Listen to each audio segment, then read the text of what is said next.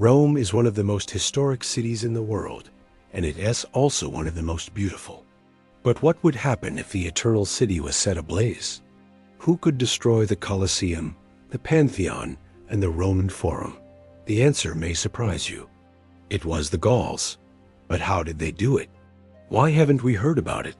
And what does it have to do with sacred geese? This is the story of the night the Goths burned Rome. It all started when the Gallic chieftain Brennus led his warriors into the Italian peninsula in 390 BCE. They rampaged across northern Italy, defeating the Etruscans, the Latins, and even the early Romans. But the Gauls weren't done yet. They marched south to the Tiber River and laid siege to Rome itself.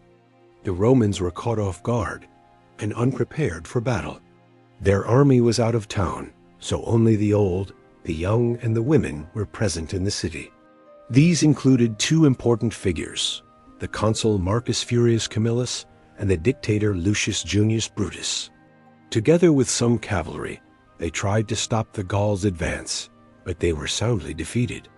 Camillus escaped, and Brutus was killed in battle. This was humiliating for the Romans, but they had the perfect opportunity for revenge. Soon after, Camillus raised an army and defeated the Gauls, pushing them back across the Tiber. He then spent the next 8 years raising new legions and training them in guerrilla tactics.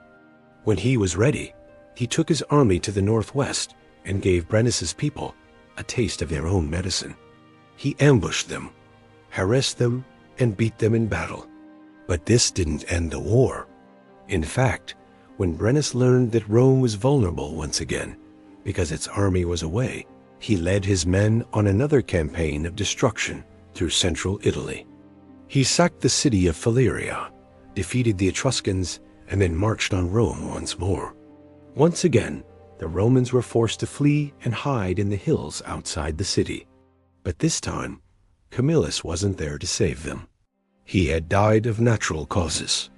Now the Gauls were free to plunder Rome, and they did so for 3 days straight. They stole whatever they could carry, pillaged the markets, homes, and businesses, and set fire to the buildings they didn't loot. When they were finally driven out by the returning Roman army, they left behind a devastated city. But one group of Romans refused to leave. The story goes that a group of geese being kept in the forum by a man named Natalis were guarded by a slave named Capitolinus. While everyone else fled, he stayed behind and protected the birds, even though the Gauls offered him a noble death in exchange for their release. When the Gauls finally set fire to Rome, he herded the geese into the nearby grove of the Lupercal, where they were safe from harm. Eventually, the Romans returned and discovered that 10 of the geese had survived the fire. To honor Capitolinus's bravery, they built a temple to his honor, and the geese were declared sacred. From that day on, the Romans kept a flock of geese in the forum and claimed that they were descended from the original 10. These geese would become known as the Flames of the Sacred Geese. And every year, on the anniversary of the burning of Rome, the Romans celebrated the Flamen Dialis festival with a procession of young maidens carrying flaming torches.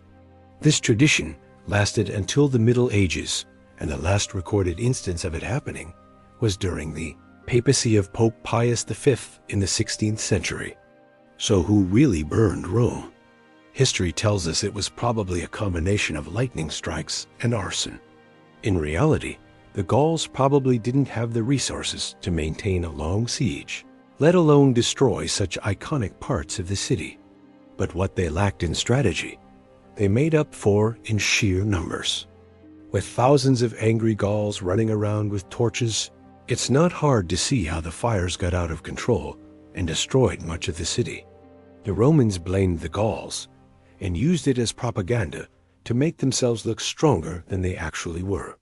The story of the brave slave and the sacred geese is a nice myth, but it's probably not true. There's no historical evidence that any geese survived the fire, or that anyone called Capitolinus even existed. Still, it is fun to imagine a band of brave defenders standing toe-to-toe with marauding Gauls and saving the lives of countless geese. Thank you for watching. If you enjoyed this video, please hit the like button and subscribe if you want to see more.